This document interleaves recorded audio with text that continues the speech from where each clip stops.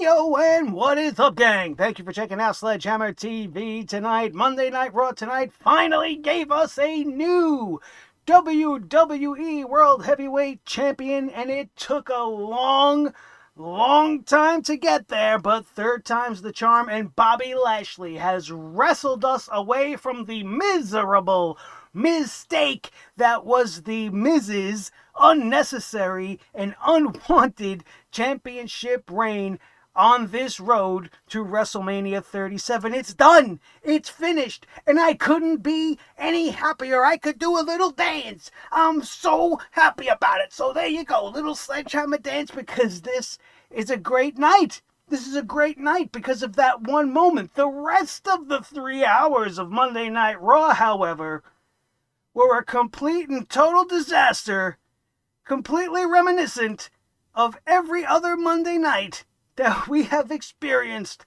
over the course of the last 3 years, as this show just gets worse and worse by the week. But at least we could be thankful that the almighty Milk Dud is a Milk Dud no more, and he is the heavyweight champion. My name is Nick Nightmare. You are watching the Sledgehammer Wrestling Show's Monday Night Raw review. Let's talk about it all right here and right now.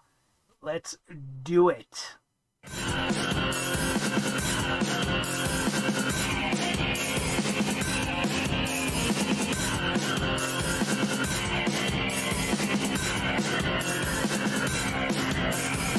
Sledgehammer Wrestling Show.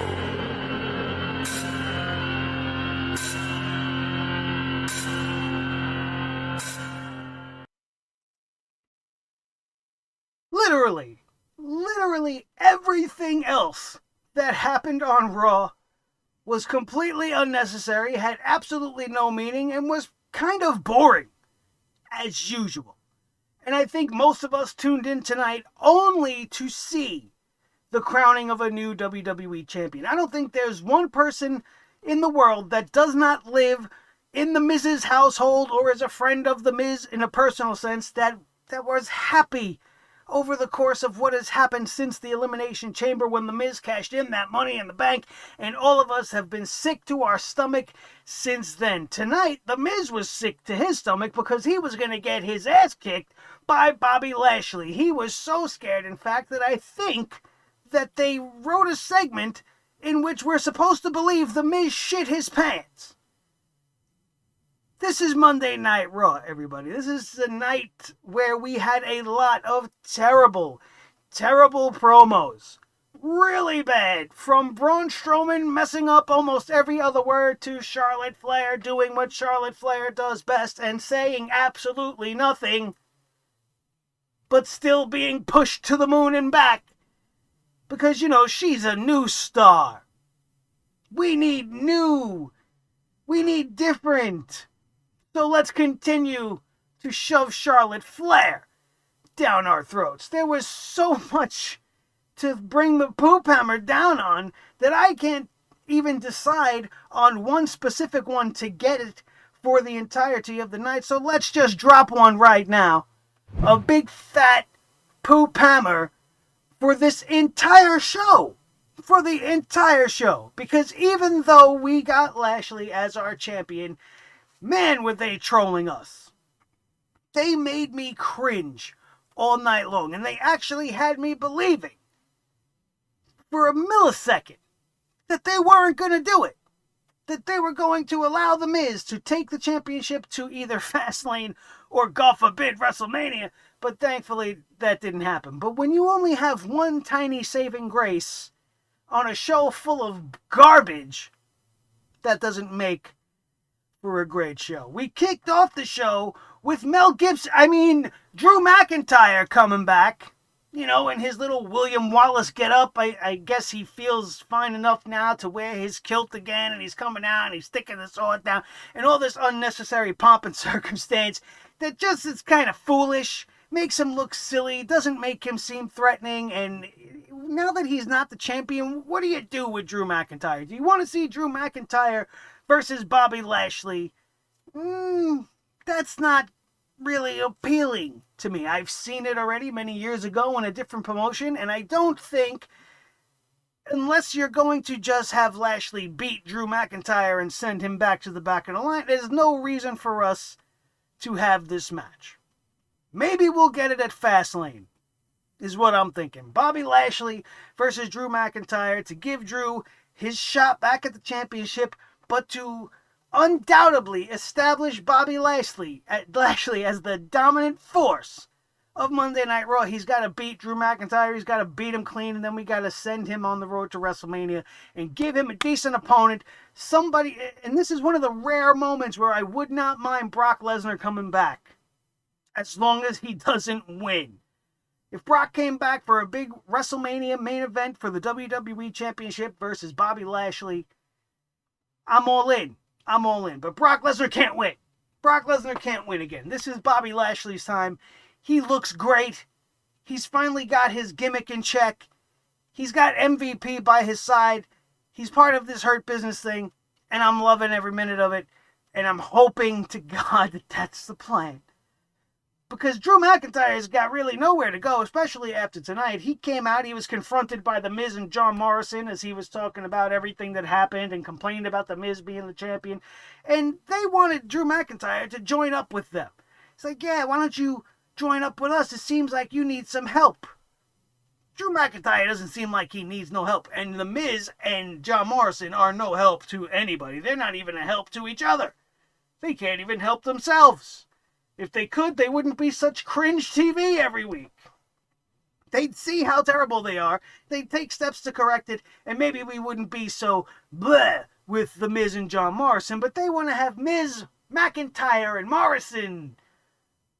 What the hell did he call them? The M-Egos. John Morrison said we could be the 3 M-Egos. Miz, McIntyre. This is the type of shit that makes me want to throw this hammer at the TV screen. Will you stop with this? This ridiculous Vince McMahon 5th grade comedy bullshit just gotta go. And that's 90% of every episode of Monday Night Raw. He thinks he's funny as shit, and all I think he is crazy. Because none of this stuff is entertaining in even the slightest aspect of it. It's just all crap. It's all crap. When The Miz is speaking, my brain effectively is fighting itself from turning off. I'm like, sit there, pay attention. Pay attention. You have to pay attention. But my brain's just like, no, this is The Miz, and we don't care. And apparently neither did Drew McIntyre all that much. He doesn't want their help. He doesn't need their help. He's out there, and obviously he wants his championship back. And out of nowhere comes Sheamus. Sheamus and Drew McIntyre have built this lifelong friendship, which is a true thing. They've known each other since they were very, very young men, and I'm sure that they have been friends throughout this entirety of their run in the WWE and even before then. But the fact that you've really only made light of it over the course of the last 3 months made it like this. It's this inseparable and unbreakable bond of brothers between these two men, and then had it fizzle out so quickly and so in such an underwhelming fashion. How do you blow this off on a Monday Night Raw? And if this wasn't a blow off of this feud between Drew and Sheamus, then where do both of these men go from here? Sheamus isn't going to be sniffing anywhere near the world title now that it's around the waist of Bobby Lashley. Drew McIntyre only has claim to that, being a former champion who was screwed out of it by a Money in the Bank contract win. But going forward from here, what do you do with this feud? These guys just went out there tonight on Monday Night Raw in the opening match and gave us a 25-minute banger. As far as match quality goes, this was the best match on the night. This might have been one of the best matches I've seen these two guys have in months. It was a fantastic contest. It was a hoss fight. These guys were beating the crap out of each other, and they weren't holding back at all. Sheamus is known for his rough and tumble style. Drew McIntyre went out there, and he went out there to perform. These guys really had my attention once the wrestling began, and I was like, damn, this is a pretty good match. And I appreciate the fact that we got a good match on Monday Night Raw. I appreciate the fact that we got a match that went over 20 minutes that is happening with some story behind it. as much as it's kind of been lackluster, at least there's something there. To have these guys go out there and kill it the way they did starting off Monday Night Raw, I thought maybe, hey, we might be in store for a good show here tonight. But don't get your hopes up. Because when you look at it, at the end of the day, Drew McIntyre defeats Sheamus after this really hard-fought matchup. And where does he go from here? Why didn't they have this match at Fastlane? Maybe with the winner being posted to get a shot at the new champion. Give it some stakes. Give it some more meaning. Make it be bigger than the story that you're even crafting by giving it championship implications. But they didn't think that was important? Or are they really just shoving this McIntyre-Sheamus feud right down into the mid-card with nothing else to fight for but pride? And when the match was over, Sheamus and Drew were kind of looking at each other in a very odd way. Like, Drew was almost like sorry that he beat the shit out of Sheamus. He looked like he wasn't happy that he won. Sheamus definitely looked shocked that he didn't beat his friend. And I'm just unsure where it all goes from here. And if it's going to even be worth it. And interestingly enough, this was the last time we would see Drew McIntyre tonight. And I'm glad. I'm glad he didn't get involved in anything that had to do with The Miz or Bobby Lashley or anything at all with the WWE Championship. He had his opening segment. He said what he needed to say. He made his intentions clear. He wants his title back. He had a kick-ass match with Sheamus, and gone he was. And that was it. Monday Night Raw was, outside of the opening promo, was off to a decent start wrestling-wise. And then they decided to kill my buzz. Because the next match on deck was Miss My Hole, Nia Jax, accompanied by Shayna Baszler, one half of the Women's Tag Team Champions, facing off against Naomi, who's part of this ridiculous tag team with Lana that makes no sense, who also was there as well. We had Lana there as well. And this was unnecessary. This felt like a filler type of a matchup. There was nothing going on here. Nia Jax beat Naomi in less than 3 minutes. Now let's just take stock for a minute. Over the course of the last couple of weeks, we have seen Nia Jax pin the SmackDown Women's Champion, Sasha Banks. We've seen her pin Asuka last week.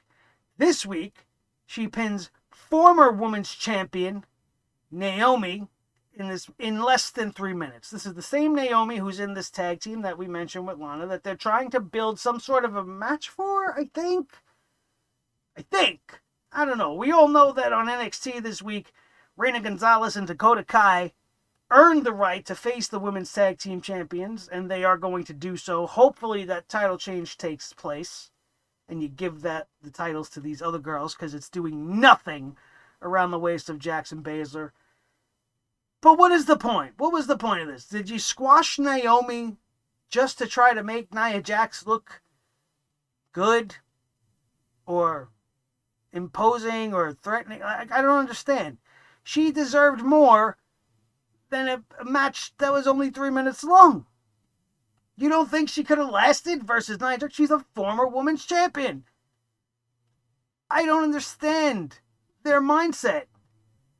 Lana, I could understand Nia Jax beating in 3 minutes, but Naomi, she's worth more than that.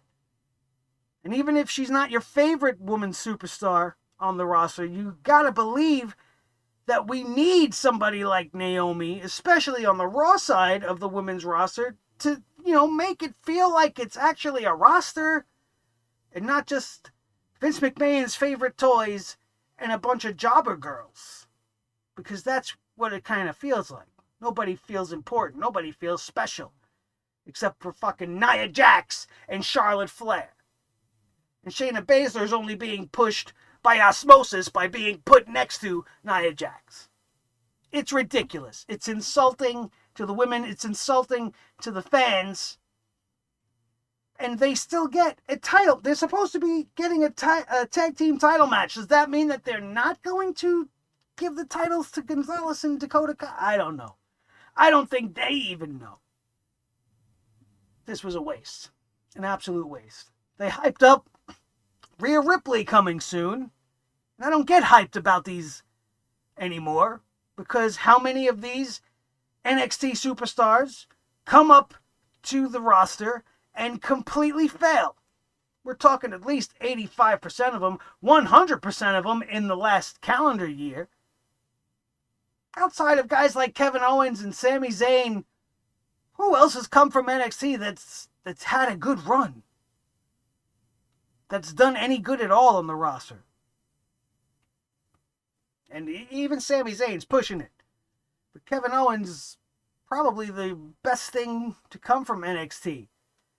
That hasn't had the best run either when you think about it. And all of this is because of that NXT stigma, I'm telling you. You can't get excited about guys like Damian Priest or Adam Cole or any of these guys coming up to Raw, because they're just going to ruin them. They're going to give them new music. They're going to give them a new shtick. They got to wrestle the WWE main roster style, and nothing will ever be the same again. We had the first attempt at the WWE Championship matchup. The Miz versus Bobby Lashley was about to take place. They keep showing this countdown clock all night, and all I got to think is that Vince McMahon either paid a really large amount of money for this graphic and wants to get the most out of it, so he's going to use it as much as humanly possible, or he just really likes the countdown clock, or maybe they needed it. Maybe they used it, and it's like a little behind the scenes here, like, well, let's use the countdown clock to keep track of the show so we don't go over like we've been doing for a couple of weeks and missing the end of the show. Or having to rush the end of the show. Maybe they're using it as a tool for themselves and disguising it as a pretty little graphic for us to keep hammering the point that we're counting down. Don't go away. We're counting down. The countdown's almost up. You better come back when the countdown's over. Like, come on, man. We've seen it all through Monday Night Raw last week. And now this week, we've seen it not once leading up to the 9 o'clock hour. Not twice, but for the entirety of the show. Because in this first attempt, The Miz did not come out. Bobby Lashley's in the ring with Miz, with the MVP rather, and The Miz is in the back. And he's with John Morrison, of course, and he's got cramps. He's got bad gas, or he's got stomach pains, or I don't know what his problem was, his stomach or his abdomen or whatever was hurting. Maybe he was feeling sick and nauseous because he knew he was getting his teeth knocked down his throat tonight. Maybe he was extremely nervous. Maybe it was a case of the butterflies, nerves and everything. Stage fright and whatnot. I don't know. But The Miz said he couldn't go on. He couldn't have this match. He didn't want to go out there less than 100%. He just needs more time. He needs more time. He's pleading with Adverse plea. They just need more time. And Bobby Lashley made a beeline from the ring to the back, grabbed The Miz by the face, told him he's going to beat his ass for that title. And then Adam Pearce said to The Miz, you got another hour. 10 o'clock. You're defending your championship. So now we have to wait again. All right, fine. Cue the graphic so we know what time to do this. And to tell everybody what time to come back to the show, because everything else is dog shit. So we might as well give them little time cues so they know, don't forget to come back at 10 o'clock, because now Bobby Lashley's going to win, right? Wrong. We'll get to that in just a second. Because things continue to roll downhill and get exceedingly worse as Braun Strowman comes out. Braun Strowman is having a match tonight with an unknown tag team partner, to be named later, to face off against the Raw Tag Team Champions, Hurt Business members Shelton Benjamin and Cedric Alexander. I immediately have a million red flags going up. I do not want the Hurt Business losing their WWE Tag Team Championships before Bobby Lashley gets the world title. You feel like it has to have the faction itself has to have this moment, right? They're on the precipice. Why take it away? And now you got Braun Strowman. And he doesn't know who his partner's going to be. So cue the sweat machine. Drip, drip, drip, drip. Here comes the money. And there goes my interest. I don't give a shit about the Shane and his money. I don't care. Shane McMahon comes out because everything that would transpire in the Braun Strowman segment into the subsequent tag team match and everything after the fact is only sending us in the direction of the Braun Strowman Shane McMahon match at WrestleMania. Do we need a Shane McMahon match at WrestleMania? Do we even need a match where Braun Strowman at WrestleMania? Both of these guys have been gone for a majority of the year. Braun was injured, he was out. Kevin Owens supposedly saved us from being covered with the Shane-O sweat machine drippings on all these shows. Shane McMahon's supposed to be fucking gone. But he came back with the Raw Underground. Then he went away again. Now he's coming back for a match with Braun Strowman at WrestleMania. And you couldn't have made it any more uninteresting. You see, this problem between Shane and Braun has nothing to it. Shane's being a dick to Braun just because he feels like it. It's as if WWE creatives like, oh, it's WrestleMania season, we need an asshole McMahon. So you might as well put on your asshole shoes, Shane, because we need you to go out there and be like your dad was and be the evil McMahon. And you're going to put over Big Bad Braun. I don't get it. So last minute, very unnecessary. This is one of those matches that they're putting together for WrestleMania that you just go, take that match and throw it in the garbage. Put it aside. We don't need 5-hour-long WrestleMania shows. I know we're getting it split into 2 nights once again, and they need to fill it. But this is one match that I don't think anybody has any interest in seeing. Regardless of the outcome, I don't care about the Braun Strowman character. I certainly don't care about Shane McMahon. And I need them both to go away and get their paws off of the WrestleMania sign. Because it's just completely forced. It's kind of generic. We've been there, done that. And are we going to care? I certainly am not. The only thing I cared about in this segment was whether or not Shelton Benjamin and Cedric Alexander were going to remain the champions. And thankfully that would be the case because Shane McMahon was there to announce Braun Strowman's partner. And we all kind of felt like Shane was going to insert himself here because that's going to further the story. But instead they made it even stupider. They put Braun Strowman with Adam Pearce at the behest of Shane McMahon. He will team with Adam Pearce tonight. He's even going to sweeten the pot and make this a title match. Great. This will be the worst way that the Hurt Business could lose the championships, right? Again, thankfully that didn't happen. But what makes it even worse still is that Braun Strowman did all the dirty work. He went in there and practically squashed, ran over literally Shelton Benjamin and Cedric Alexander. Had his team ready for the win. Did his little scoop power slam. It was kind of ugly and sloppy tonight. But he executed it. And then he was going to go for the pin. And Shane McMahon gets up there and he starts throwing his sweat droplets at Braun. Like, hey, Braun, you feel my sweat? Listen to what I'm saying. I'm telling you to tag Adam Pearce. It's done. You got him. Tag Adam Pearce. He's going to get the win. And then Braun Strowman, this gigantic, bald, Jeep-looking idiot, tags Adam Pearce. You're 7'4", bro. Why are you listening to Shane McMahon? Does his sweat have psychic abilities that when you get hit with it, you just automatically fall under his spell and do what he says? What sort of asinine move is that? You got the match won. You got the guy at your feet. You're going to listen to this guy that you just spent a whole promo talking about how you don't like him and you don't trust him and you feel like they're laughing at you and they're making a joke of you, and then you stand there and you do what he says. Why are you listening to Shane McMahon, you gigantic idiot? Them writing this makes them all look like gigantic idiots.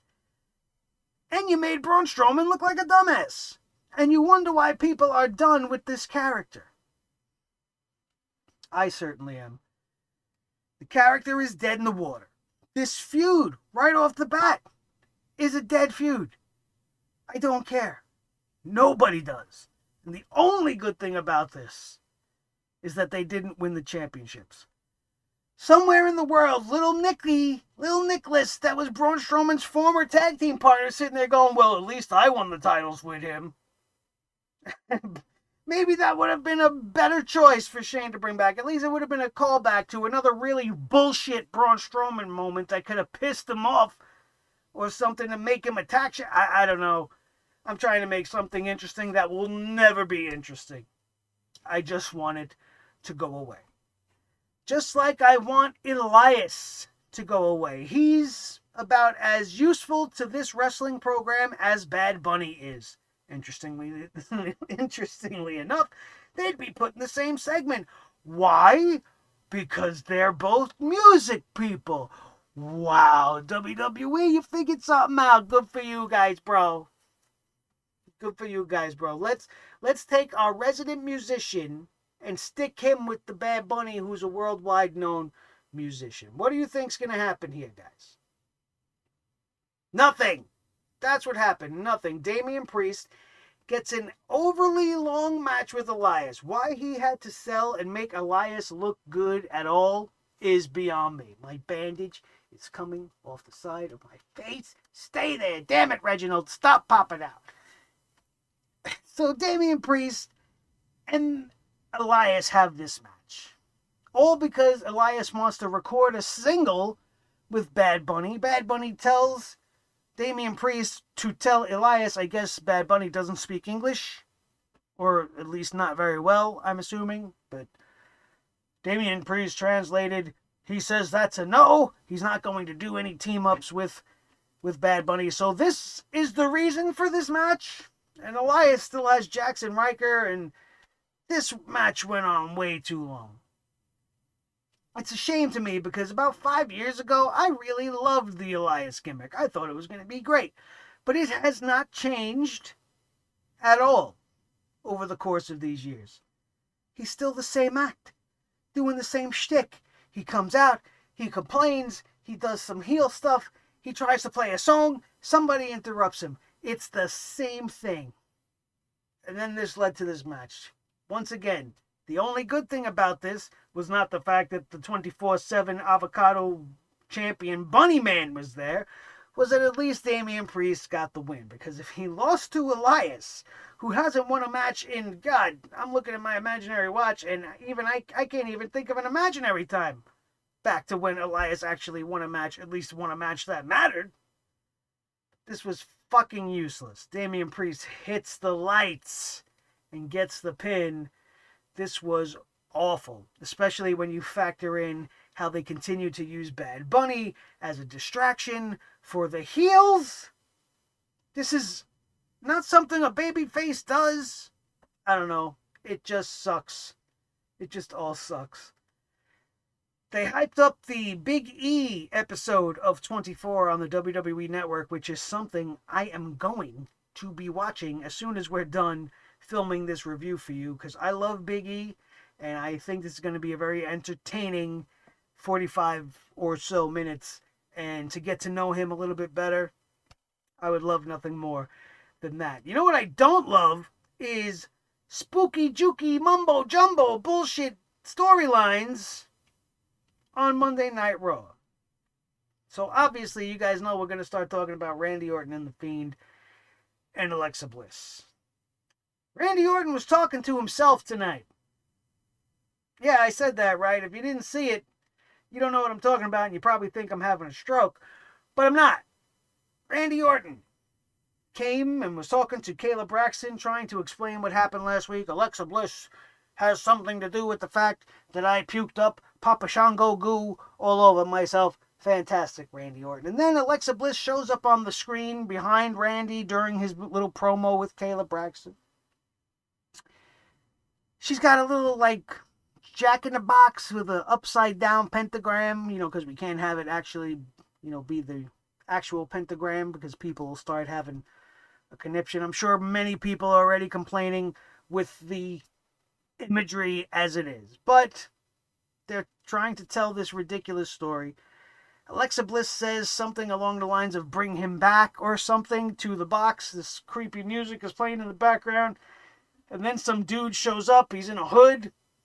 You assume for a minute that this is maybe going to be a tease for the reveal of the new version of The Fiend, but instead it's Randy Orton with black demoned out eyes, and his voice was altered, and he's talking to himself, issuing him a warning of some sorts, starts laughing kind of crazy, Joker / Fiend style. And then the real Randy Orton, who was there with Kayla Braxton, starts coughing and choking, and the lights start getting all crazy, and I guess he was going to start vomiting up the black goo again. I don't know. Once again, I don't care. We still have 6 weeks until we get to WrestleMania that we have to put up with this shit. They're not going to end it by Fastlane.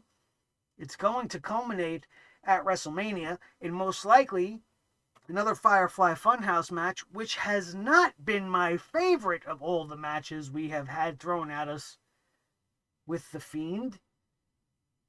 Maybe it'll be good. Most likely not. And I'm not interested. Just like round 2 of the WWE Championship opportunity for Bobby Lashley was not interesting at all. In fact, it was infuriating because I thought The Miz was going to get away with one again. They started off the championship match again. The bell rang, and The Miz took off. The Miz took off running, got himself intentionally counted out. See, before they rang the bell, he was trying to postpone the match even more. He said to Bobby Lashley, imagine this was at WrestleMania. You deserve a bigger spotlight. It should happen on a bigger stage. What? This is just The Miz being the weasel chicken shit heel that he is, trying to hold on to that belt for as long as he can. MVP wasn't having none of it. He's like, we're doing this right now. Ring the bell. The bell rings. The Miz takes off, gets counted out.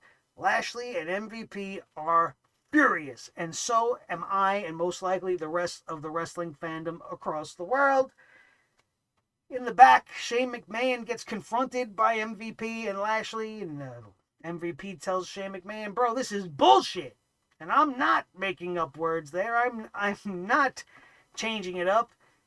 That's literally what he said on Monday Night Raw. Not something we hear all the time. Shane, this is bullshit. They were screwed twice tonight. Shane McMahon promised that before the end of the night, they were going to have this championship match. And Lashley would rather Shane find The Miz right now so he could beat the piss out of him. Shane McMahon said he's going to consider it. He's going to consider stripping The Miz of the title and handing it to Lashley if The Miz does not comply. We all know that was not going to happen. Then it was nap time because Charlotte Flair came out to do her promo, and she came out and lied through her teeth, trying to convince us all that her return had nothing to do with the Women's Championship, that she only returned because she actually wanted to be partners with Asuka. Do you hear this woman? Do you believe somebody in the back wrote this down on a piece of paper and told Charlotte to say it, and she actually was like, yeah, okay, I'll say this? Don't you think she should have been like, I would never say this. It's only The only reason to be in the business is to be the champion. Like, why would I even say such a thing? But no, she's just going to do and robot herself out there. She's talking about how Asuka's busted her ass for months. Why is she building up Asuka? And then Charlotte pretty much just calls her shot. She said Bianca Belair picked her partner. She meant to say opponent, but she picked her partner. She's facing Sasha Banks. And she's as excited as the rest of us, apparently. Asuka needs a WrestleMania opponent. Charlotte wants to be that person, but Asuka's injured because she got her tooth knocked out. One of the toughest women's wrestlers in the world had a tooth knocked from her face, and 7 days later, she didn't show up for work. She's injured. You couldn't have had her there for this. You couldn't have wrote something for Asuka. You don't think she would have cared if she was missing a tooth? Come on now. This is silly. But you wrote all this for fucking Charlotte Flair. But the champion, see, the champion's not important. What's important is that Charlotte wants to challenge the champion. Absolute garbage. Totally ridiculous.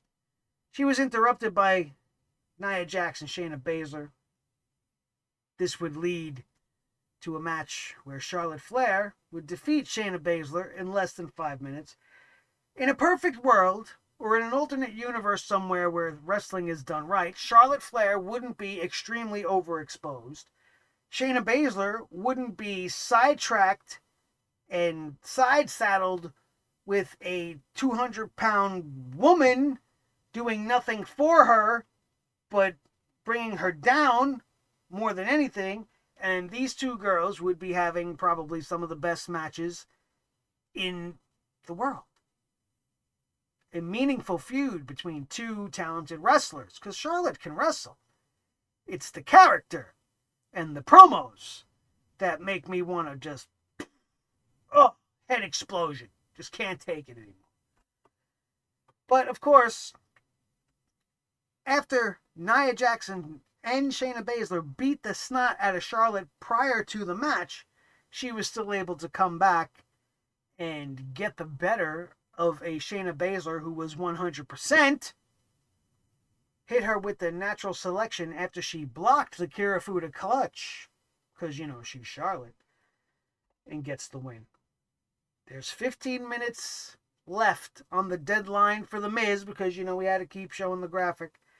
And then we get the Retribution / Matt Riddle / I really don't care about anything happening right now segment of the evening, where they just had to fill about 10 minutes. About 10 minutes. Why they had to do this, I don't know. They could have done anything else. But we had to get the mandatory 6-man tag in this 3-hour show. So we had Matt Riddle and the Loser House Party teaming up again. This time they're going up against Retribution. Again. We didn't see Retribution come out, thank God, because I was already sick as it was, and I didn't need the million freaking camera angles to make me even more dizzy and disjointed from this show. Long story short, Retribution loses again in a quick 3-minute long 6-man tag match, which meant absolutely nothing. Ali was pissed once again and decides he's going to show Retribution how it's done. He challenges Matt Riddle to an impromptu matchup immediately following the 6-man, in which Mustafa Ali beats the newly crowned United States champion after he's only been champion about 2 weeks. He's got his shoulders pinned to the mat after taking one of the ugliest and weirdest looking moves I've ever seen. I don't even know what he was trying to do. Mustafa Ali had the champ up on the top rope, and then he did some weird thing where he pulled him down backwards and landed on him with his knees, only he missed by about a mile, and it was sloppy, and it didn't look good, and he still pinned the champ, even though the champ looked to me, when I watched it, seemed to take no damage whatsoever. All he did was fall off the top rope, because Ali pushed him, and then missed him with the impactful part of the move. I don't know, it looked silly. I didn't think that was going to be the end of the match, but it was. But it was. We had to wrap this up because we now only had 5 minutes left to get the title off the Miz. And I was so scared that it wasn't going to happen. But thankfully, we go to the back. The Miz is pleading his case with Shane McMahon. He says he deserves to go to WrestleMania. He deserves respect. He represents the title well and blah, blah, blah, blah. And Shane says we're about to find that out because he's going out there and he's going to face Bobby Lashley. They added in the caveat. Shane McMahon came out and said this was going to be a lumberjack match. Then you go and you look around the ring and all of the guys are out there. Retribution's out there. The Loser House Party's out there. Matt Riddle's out there and he's smiling. He just got his ass pinned. He just lost. On Monday Night Raw, he's out there smiling up, thinking this is so great. We're lumberjacks now, man. Maybe we could take some of the wood and smoke it, man. This match was, being a lumberjack match was unnecessary, but it did what it had to do. It was slightly confusing. Only because Bobby Lashley and the Hurt Business are heels. The Miz and John Morrison are heels. But yet Bobby Lashley is getting cheered by guys like Jeff Hardy and Matt Riddle, who Bobby Lashley, didn't he choke him out every week consistently for the last 6 weeks before this whole thing with the Miz started up? And now Matt Riddle's out there happy for Lashley. What? You think I don't remember things like that? What's wrong with this fucking company? Too many things wrong. And we've highlighted all of those things wrong for you guys here tonight. But the one thing that was right, the night ended with Bobby Lashley as our new world champion. The Miz, I'm sure, is going to bitch and moan and cry about it. I'm still somewhat worried that he's going to weasel his way back into the title picture, claiming that he had diarrhea or whatever, or he wasn't ready, or he might find his way back, or at least maybe get a fast lane rematch. Maybe we get a triple threat, Lashley, Drew, and The Miz, to finally end this whole shit once and for all and move Lashley on to bigger, better, Brocker type things. But that remains to be seen. I may be asking, you got to be careful what you wish for, and I might be asking for trouble right now, because I don't think Brock Lesnar will come back to lose, but he should. He should. Main eventing with Bobby Lashley and putting that guy over is one of the best things he could do to give back to this company right now.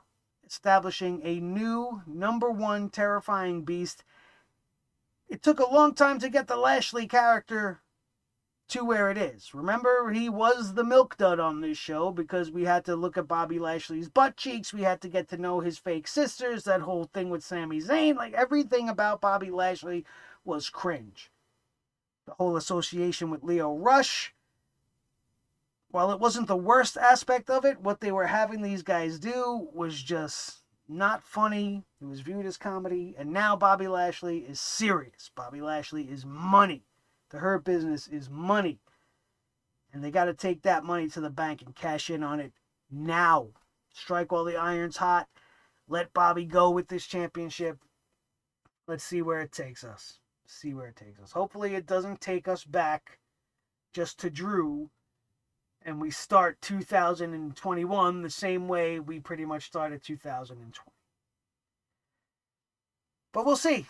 Right? That's the best we can hope for. Thank you guys all so very much for joining me once again on your Monday Night Raw review right here on Sledgehammer TV. Now is the time for you guys, my Sledge Nation, to do your part.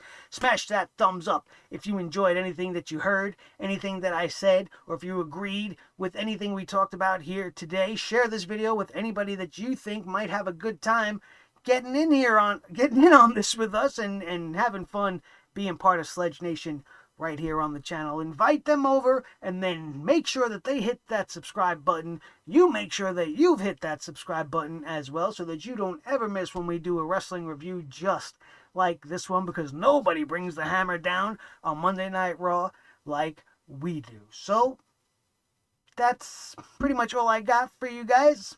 We're going to get on out of here. We're going to go watch Big E's WWE 24 documentary. My name is Nick Nightmare. This is the team Thor the Sledgehammer, the official Sledgehammer of the Sledgehammer Wrestling Show. His tag team partner, the World Heavyweight Champion of all the microphones in all the world, Mr. Blue the Snowball, the most important member of the team, as always, each and every one of you. If you missed anything, it'll be linked in the annotations up above, and we will see you Friday for SmackDown. That, my friends, is going to do it. We are out of here, and we will see you next time right here on your new favorite wrestling show, the Sledgehammer Wrestling Show, only on Sledgehammer TV, right here on YouTube.com. And we can say thank you to Vince this time and not mean it in such a tongue-in-cheek, sarcastic way, but for doing the right thing. Thanks, Vince. Oh.